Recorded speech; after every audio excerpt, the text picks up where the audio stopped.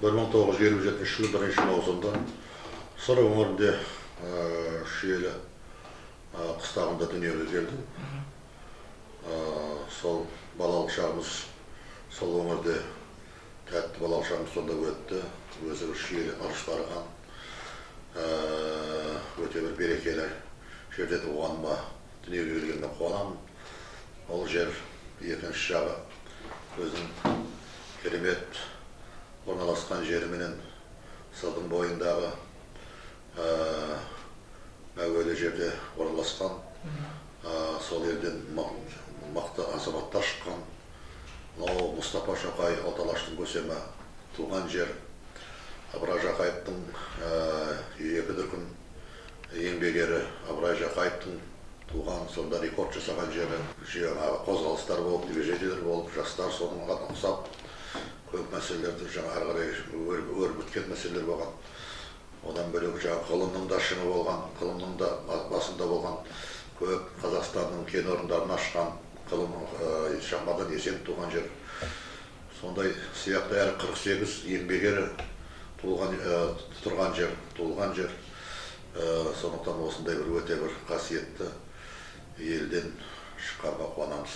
Қызылорда қаласында 1 май қазақ орта мектебіне ауысып, сонда ары қарай білімді балалық шағымыз ары қарай Қызылорда қаласында өтті. Сөйтіп 1974 жылы Шымкенттегі Қазақ химия технология институтының инженер құрылыс факультетіне оқуға түсіп, 5 жыл сонда дәріс алып, инженер құрылысшы мамандығын алып шықтық. Қызылорда облысын басқарып отқан өте бір беделді әкім Қырымбек Елеулі Көшербаев мырза басқарды, мен қасында орынбасар болып келдім. Сол кезден барлық әдемі уақыттарымыз, шынайымыз, жаңағы еңбекке араласып жастармен жұмыс жасаған кезде сол кезде содан басталды деп айтуға болады. Ұстазымыз Қырымбек Елеулі өте алғыр, іскер азамат еді. Азамат жастардың нағыз лидер еді. Сол қасында үлкен қасында бірге жүріп, қасында орынбасар болып жүріп біраз дәріс алдым.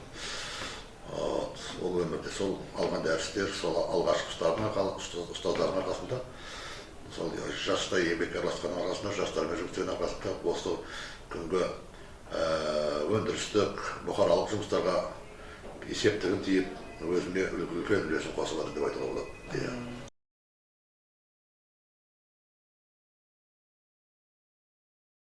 Тек қана талпыну өмір деген үлкен кеме ғой болады. Burada жаңа үлкен теңіз, мұхит деп айтуға да болады. Оның ішінде алға талпынбасаң, алға қарай малтымасаң, ол артта қалып қоюы мүмкін. Тіпті болғанда да батып та кетуі мүмкін. Сондықтан кім талпынса, кім өмірге былай бақытталса, сол заманға байланысты бір жұмыс жасадық. Қай салада болсын, қай бағытта болсын, талпынсаң, бір жерден шығарсың. Сосын өмірдегі түсінігіңді қолға алып, әйтеуір елге, қоғамға пайдаң тиетіндей жұмыс болса, өзіңнен кейінгі жасөспірім азаматтарға жол көрсетсең, жолыңды алып жүрсең, бағытыңды алып жүрсең, одан артық мен үшін бақыт жоқ деп ойлаймыз.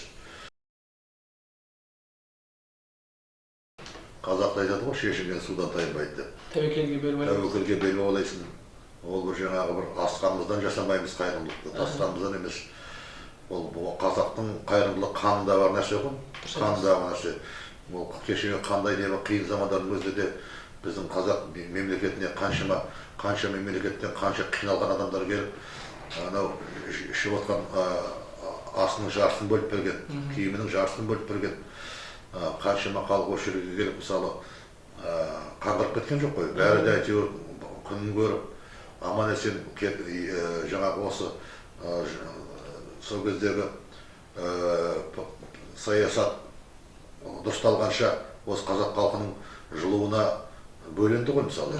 Әйтеуір күндерін көріп, сосын барып елдеріне көше бастады. Сол сияқты ол біздің қанымызда бар нәрсе, біз енді ол шет жағасын көрдік те, естідік те, көріп те жүрміз. Сондықтан әйтеуір мүмкіндігімізше қолдағымыз келіп тұрады.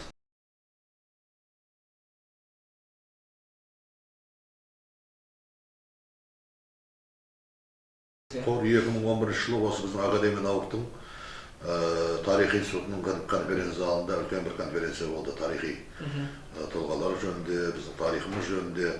Сонда біраз қоғам қайраткерлері қатысып, үлкен кісілер қатысып, үлкен қайраткер. Соның ішінде Сағадат Нұрмағамбетов, халық қаһарманы нөмір бірінші, ол кісі де қатысты. Кезінде совет дәуірінде орталық комитетте екінші хатшы болған Сабирлан Құбашев сияқты өңір-өңірден біраз азаматтар қатысып, соның бөтуіне мен бір кішкентай не болып едім, жаңағы мұрындық. Сол жерде артынан ой туылып, бір осы бір қайырымдылық, патриоттық құрғыса қажет, осы тарихи тұлғаларды ескеру жөнінде дегендей басқа бір жастарға осындай өнеге көрсететіндей бір қор болса дұрыс болар деп сонда ұсыныс болған. Соны енді менің жаңағы жасап жатқан іс-әрекеттерім сол қатысушылардың көңілінен шықты ма, сонда менің қордың төрағалығына ұсынып, маған аманат тапсырды. Аманаттың жүгі ауыр дейді. Соны алғаннан кейін, халықтың ықыласын алғаннан кейін, мен әйтеуір кәсіптен уақыт тауып, осындай әйтеуір іс-шара қабылдап, қордың атынан, қорды Сағадаттың атынан беріп, алғашқы халық қаһарманы нөмір бірінші, елбасымыздың алғашқы қолбасшысы, заманымыздың қобыландысы, осы заманымыздың фашизмді жеңген, өте қарапайым, өте бір адал өмір сүрген, елін сүйіп, жұртын сүйіп, елбасының әр уақытта қолдаушысы болған сондай бір кісінің атынан, сол кісінің атынан қойып, 4-5 жыл өзі кеше дүние салғанға дейін сол кісінің қасымызға алып жүріп, жан-жаққа елді мекендерге жасап атқан 7-8 өңірде қордың бөлімшелерін аштық.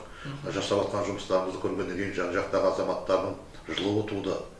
Жүректеріне жылу пайда болып, өздерінде ойларында жүрген біраз қайырымдылық, патриоттық жұмыстарды соны жүзеге асыру жөнінде өздері сол өңірдің азаматтары қаржылар шығарып, сөйтіп біраз жұмыстар жасалған жағдайы бар. Мен алғашқы болып осы патриоттық жұмыста өзім көптен ойымда жүретін. Сондай алып, күш атасы Қажымұқанға Астанадан ескерткіш қойылуға, енді өкімет бәріне бірдей үлгеру мүмкін емес қой, бәріне қаржы шығару. Сол ойымда жүрген жұмысымды соны жасатқызып, өз қаржымызға 14 миллион теңгеге сол қаржыны шығартқызып, Шымкентте сол Қажымұқан қорының үлкен азаматтарымен бірге ойласа отырып, 48 алтын күміс медалін таққызып, көкірегіне Қажымұқан Мұңайтпас ауылына үлкен автобанның бойына соны қойып, соның үйін ашып бердік. Соның ары қарай жалғасы, сосын ол қордың басқа да жергілікті өңірлердегі қордың біздің жаңағы бөлімшелері өздерінің ойында жүрген көп жұмыстар жасап, өздері қаржы шығарып, Иман Жүсіпке бүкіл әулетінің құтпаны бар, Тұрғанбай датқасы бар, Отырардан үлкен обелиск қойылды. Сол өңірдегі қордың басшылары өздері қаржы шығарып, Қажымұқан атында стадион қойды.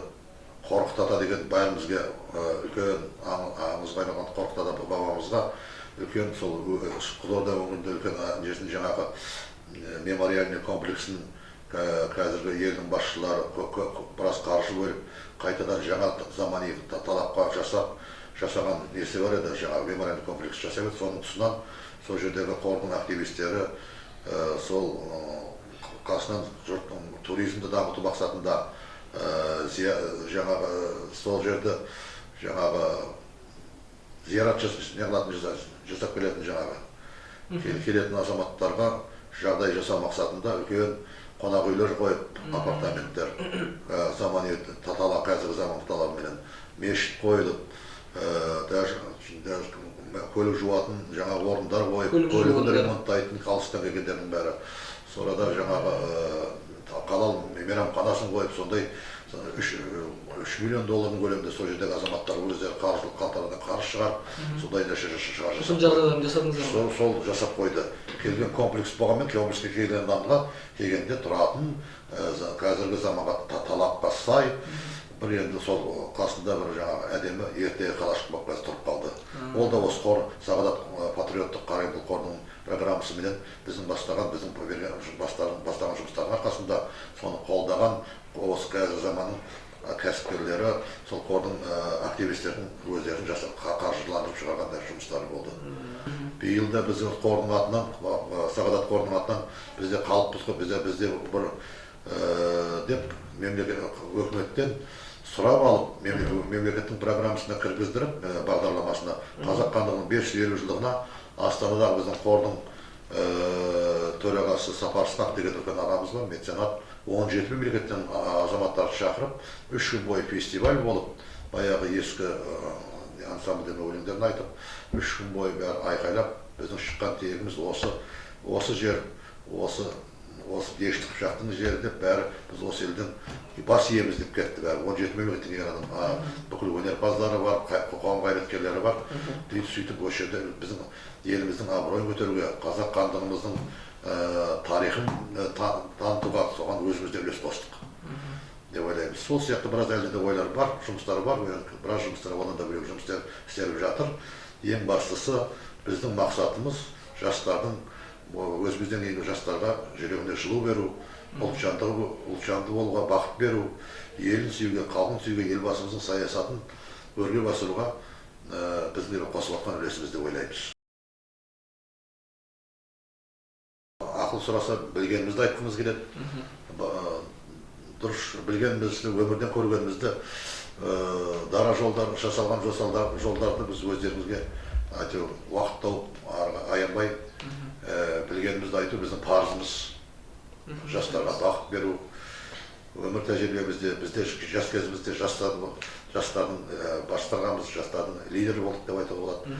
Мен студенттік құрылыс атақтарын басқардым, мыңдаған адам 4-5 жыл бойы жаңағы командир болып, қаншама елді мекемелерде қазір қай жерге барсам да сол өңірдегі елге бардığımda баяғы өзіміздің соққан үйлеріміз студенческий деп әлі тұр. Чеканкамен қойып бар көшенің аттары, соққан ертегі қалашықтарымыз балдарға ертегі сказочный городок дейді. Үйген қойған жаңағы баяғы клубтарымыз, спорт сарайларымыз әлі күнге дейін тұр. Көшелердің соққамыз кезінде солардың бәрін басқарып, жаңағы агитбригадалар жасап, өзімізге лайықты сол заманда, сол уақыттарда бізде өзімізге лайықты алты бақанымызды өткізіп, теңге алуы бар, қыз қуу бар, бәрін өткізетіндігіміз бізде. Соның бәрі көз алдымызда бәрі. Біз егеменді ел болғандықтан бірінші елді сүю керек. Біз бақытты халықпыз. Біздің өзіміздің туымыз бар, өзіміздің әнұранымыз бар, өзіміздің осынша әлем бойынша 9-шы орын алатын жер көлеміміз бар, ата-бабамыздан алып қалған үлкен байлығымыз бар. Соны соның бәрін бағалауымыз керек. Дұрыс айтасыз, бағалау. Көп мемлекеттерде бет аулап, орыстар айтады ғой, не родина, не плага деп. Сол сияқты күрд халқында, ұйғыр халқында мысалы қандай армандап жүр мысалы. Өзінде мемлекет болса, белгілеп берген жері болса деп, олардың кеше Аджаландар қанша уақыт болды мысалы армандап жүргендер мысалы. Мыңда бір рахмет, егемендіктің арқасында, елбасының кемеңгер саясатының арқасында шекарамыздың бәрін жақсылап бекітіп берді. Біз ешкімге тәуелді емеспіз, жеріміз тұр. Кеше Украинаның өз жөнінде белгілемеген екен шекараларын. Небір мәселелер кеше Ресеймен кішкентай қақтығысып қойған арасында әңгіме болып қалған кезде қандай болды мысалы. Біздің елдің басшылары барлығын кезінде уақытылы жерімізді, шекарамызды бекітіп, өзімізге лайық нәрселерімізді бекітіп, енді Каспийді де жақындатып қалды, бөлуді, азғантай жұмыстар қалды, кейін бәрін көрегенділігі Нұрсұлтан Әбішевтің көбірек мәселені көтеріп жатыр. Сол сияқты осыны біз барымызды, осындай біздің бағымызды алып жүруіміз керек, көтеріп жүруіміз керек, соны ескеруіміз керек. Әркім өз жеріне, өз тарихына, өзінің несіне еге болу керек. Сонда жастар бірінші мақсатта осыны алу керек. Біз осындай қазақ ел болып тұрғанымыз, Қазақстан мемлекеті болғанымызға, мәңгілік ел деп атымыз, сол мәңгілік ел болуға енді жастар ары қарай бәрі де жақсы азаматтар өсіп келе жатыр. Бірақ соған біз бағдарлап, солардың ары қарай соны жалғастырған біз қалаймыз. Ұрпақтан ұрпаққа бізге дейін де қанша аталарымыз осы дәрежені, осы қасиетті, осы дара жолды алып келді. Бізді бұл жолды, дара жолдың ары қарай біздің ұрпақтан ұрпаққа ары қарай жету керек деп ойлаймын мен. Біз енді тұлғаларымыз көп қой біздің. Тұлғаларымыз абайдан бастап, басқа данышпандарымыз да көп. Енді заманауи қазір елбасынан қандай үлгі атану керек бізге. Елбасы. Соғыстың қазіргі заманға байланысты біз соғыстың осы елбасының кезінде дәуір өмір сүріп сол мақсатта жүргеннен кейін біздің алғашқы алысқа барудың қажеті жоқ.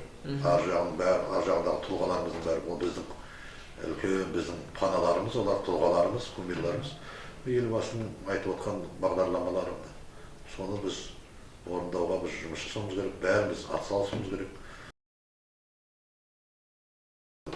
Халқымыздан да дейді, халқымыздан өзім айттым ғой мен. Оның үстінен ұяда не көрсең ұшқанда соны жасайсың дейді. Ол тектілік дейді. Менің атам, Нәлібай атам не болған екен, тапқан айлығына жартысына қабына кәмпетін, басқасын салып тарап жүреді жүрген жерлерде. Біреуіне шайын, біреуіне майын, ел жағалап атына салып тарап жүреді екен. Енді соның бәрі содан дарыған ғой, енді содан кешір мысалы. Деп ойлаймын, мен егер өзімнен іздейтін болсам, ол ар жағы өзіміздің қазақ халқымыздың, біздің қазақ халқы сияқты қалып жоқ, дастарханы да, пейілі де, салт дәстүрі де, соңғысын біз бала кезімізде бар тәттіні өзі көптенмейді ғой, бар жақсыны дәмді сандыққа салып қойып қонаққа сақтайтын. Дұрыс айтасыз. Қонаққа сақтайтын әжелеріміз сандыққа салып қояды, кейін кезде дастархан үстінде 5-6 пешінай дейміз ғой бұндай кезде. Кәмпиті тұрар, басқа лаваты тұрар, қымбаты тұрар, соны қойғаннан кейін қонақтар тұрғанда бір бала жоламайтын. Біз көп балалы жанұяда өстік. Аузымыздан су алып тұрғанмен қонақтар тұрған кезде біз дастарханға жолап, ана біреуін алмайтынымыз. Бар қонақтарға беріледі, содан артылғаннан әжелеріміз бір түйірден беретін сосын. Кеткеннен кейін соған екіншісін сұрамаймыз. Соған ырзамыз, қалған нәрсе қайтадан сандыққа орнына түсетін. Міне сондай қалыппыз біз. Біз соны ұстауымыз керек. Ол біздің бірінші қазіргі заманда да солай. Бар тәттісін де, дәмдісін де қонаққа дайындағанбыз. Қонақжай халық. Қонақжай, құдайы қонақ деген бізде ғана болған. Дұрыс айтасыз. Құдайы қонақпын дегенде қондырған, жылуын берген, дәмін берген, атына шөбін берген, жемін берген шығарып салған. Жас деген жалында өсу керек. Жалында өсу керек. Қазақтың баяғыда бір аталар айтқан екен. Олың болса шоқ болсын, шоқ болмаса жоқ болсын деген екен. Адам жастық уақытты жалындатып өткізу керек. Бар болсын, жоқ болсын. Жалындатып шоқ болып өсу керек та, шоқ болып. Өйткені әр азамат осындай өзіне лайықты беделді өссе, ол бәрі біздің елдің көркеюіне, жаңағы жасалып жатқан бағдарламалардың елбасына айтып жатқан бағдарламаларына жету содан басталады.